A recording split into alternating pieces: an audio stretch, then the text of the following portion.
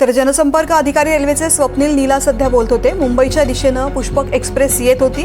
या एक्सप्रेसमधून उतरलेल्या लोकांना दुसऱ्या एक्सप्रेसची धडक बसली, कर्नाटक एक्सप्रेसची धडक बसली असं त्यांनी सांगितलेलं आहे। मेडिकल व्हॅन भुसावळवरून निघालेली आहे।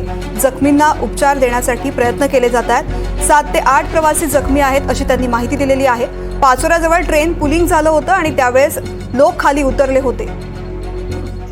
काम करायला पाहिजे आणि ते काम स्थानिक प्रशासन करतच असेल आणि अशी दुर्घटना जी झाली त्याबद्दल जे मृत्यू घडले त्यांना मी श्रद्धांजली अर्पण करतो।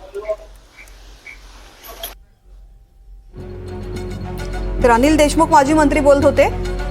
इथे जखमी झालेल्या लोकांना तत्काळ मदत मिळावी यासाठी मी सुद्धा माहिती घेत असल्याचं त्यांनी सांगितलेलं आहे। जळगाव मधली अतिशय धक्कादायक अशी बातमी आपण पाहतोय।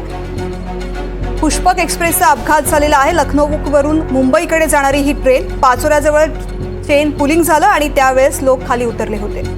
दूसरे पटरी पे जब थे तब उधर से जो ट्रेन दूसरी आई उसमें उसके कारण काफी लोग उछल के उसमें उनकी मृत्यु हुई है।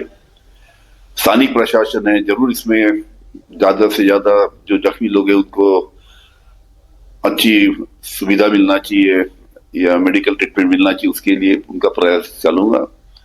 और मैं इस दुर्भाग्यपूर्ण घटना के लिए जो उसमें जो मृत्युओं की जो मृत्यु जो लोग हैं